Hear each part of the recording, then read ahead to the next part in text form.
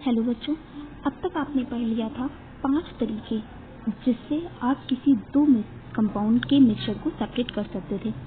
अगला तरीका आपको पढ़ना है separation of mixture containing two solid.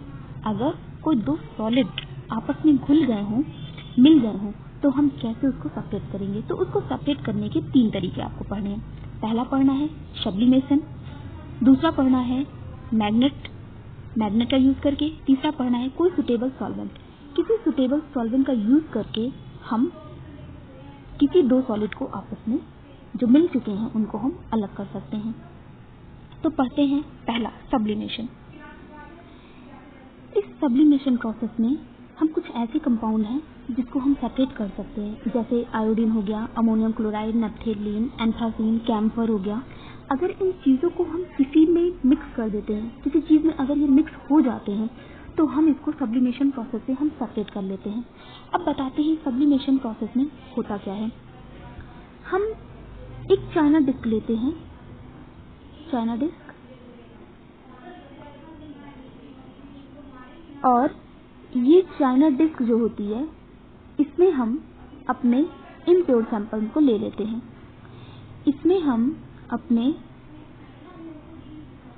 Impure sample को ले लेंगे। इस सैंपल को लेने के बाद हम इसको एक वायर गेज पर रख देंगे और वायर गेज का कनेक्शन हम एक बर्नर से कर देंगे। और ये जो चाइना डिस्क है, इस चाइना डिस्क के ऊपर हम एक फनल लगा देंगे। ये फनल इसको कवर करने के लिए होगी। फनल पूरी तरीके से ये ढकी हुई होगी और इसके अंदर हम लगाएंगे सोडियम क्लोराइड। इनको सब्सटेंस लिए हैं और यहाँ पे हम लगाएंगे लेयर अमोनियम क्लोराइड या सोडियम क्लोराइड का। अमोनियम ही ले लिया अमोनियम क्लोराइड, जिसका फॉर्मूला हो जाएगा NH4Cl। अमोनियम क्लोराइड इसका हम ले लेंगे एक प्लेट, मीन्स लगा देंगे उस पर। या आप सिंपली ये समझ सकते हैं इसको कि अगर हम इसमें कोई इस तरह का प्लेट ना लगा करके, मीन्स ये शेप ना लगा करके हम इसको किसी अदर क्लोजर से क्लोज कर देते हैं प्लेन, तो जब हम यहाँ से इसको टेम्परेचर देना शुरू करते हैं, हीट करना शुरू करते हैं, इसको हीट देने के बाद जैसे ही इसमें जो इम्प्योर सब्सटेंस है, इम्प्योर क्यों कहा गया है, क्योंकि इसमें दो सॉलिड को आपस में मिला दिया गया है।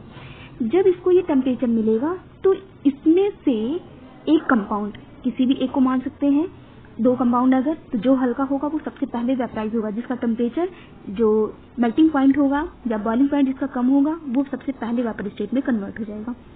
वेपर स्टेट में कन्वर्ट होने के बाद ये ऊपर उड़ करके और इसकी वॉल पे जाकर के लग जाएगा। अगर ये वॉल है तो इसकी वॉल पे जाकर के ये लग जाएगा, इसकी दीवार पर जाकर के लग जाएगा। कुछ समय बाद हम बर्नर को ऑफ कर देंगे और इसको वैसे ही छोड़ देंगे।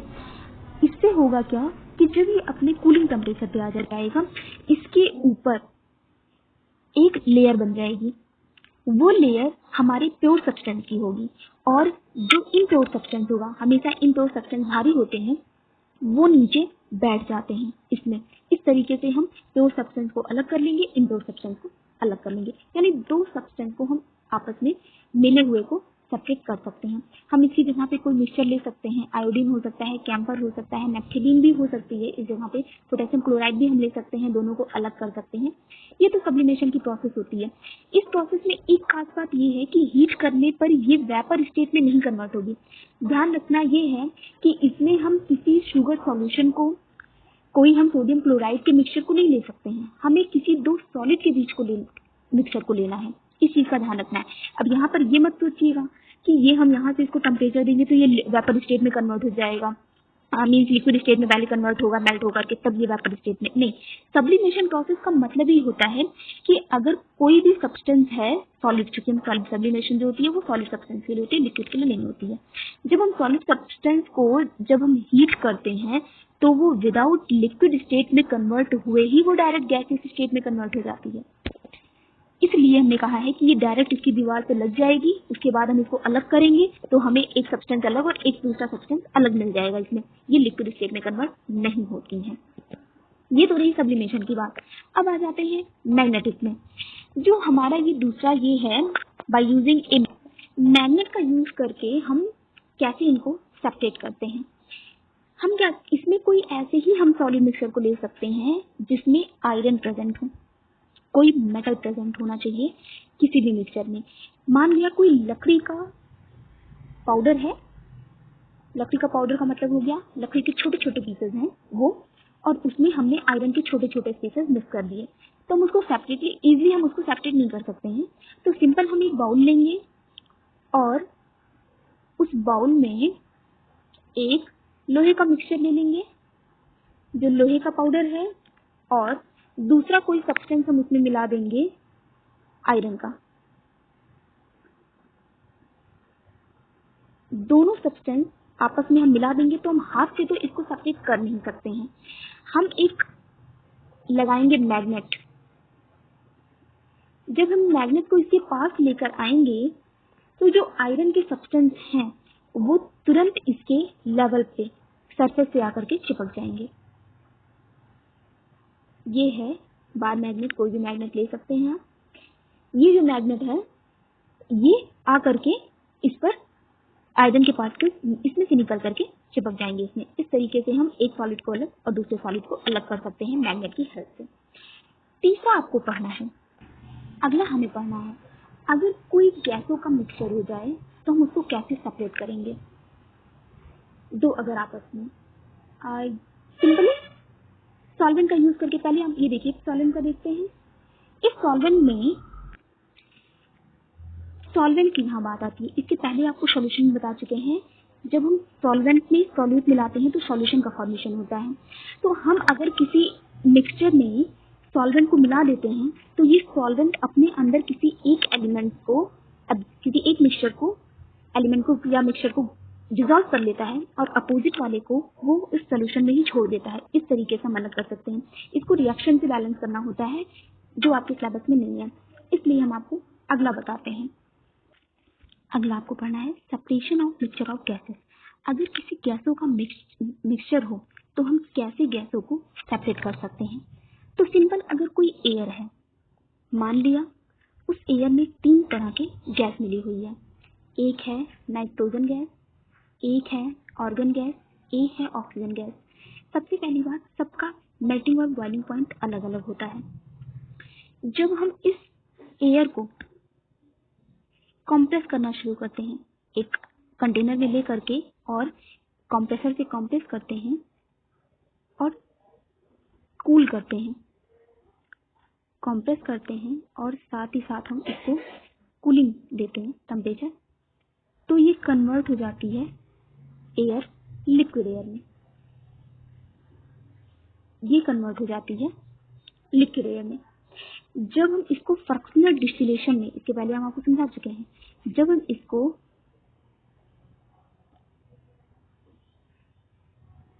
फ्रैक्शनल डिस्टिलेशन में डालते हैं और इसको वार्म करते हैं, हीट करना जब हम शुरू करते हैं, तो सबसे पहले जिसका टेम्परेचर लो होता है, यहाँ बताते हैं 3 गैसें हैं, तीनों का टेम्परेचर सेम नहीं हो सकता है। सबसे पहले जिसका बॉइलिंग पॉइंट सबसे कम होता है, सबसे पहले वो गैसें निकलना शुरू होती हैं। सबसे पहले है नाइट्रोजन।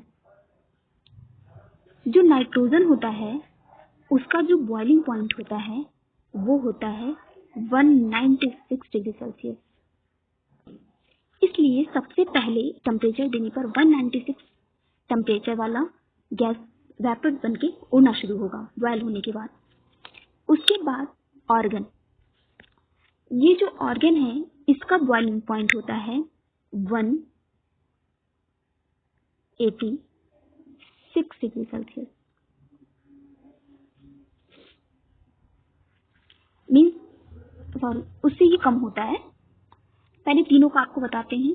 जो ऑक्सीजन है, एक चीज मिस्टेक, पहले तीनों का ये जानते हैं, नाइट्रोजन, ऑर्गन और ऑक्सीजन। इन तीनों में नाइट्रोजन का 196, आर्गन का 186 और ऑक्सीजन का 183 डिग्री सेल्सियस होता है बॉइलिंग पॉइंट।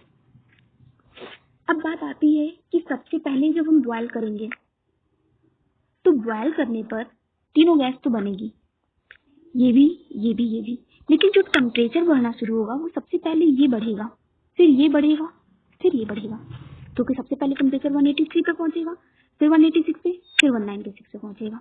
तो इस तरीके से एक एक स्टेप के बाद 3 कंटेनर लगाते हैं।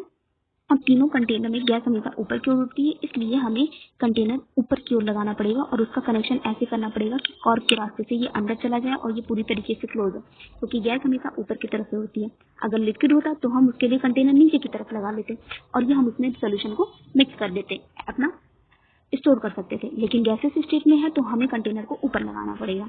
तो इस तरीके से कंटेनर लगा के हम तीनों, 4 या जितने भी होंगे उस तरीके से हम इसको सेपरेट कर सकते हैं।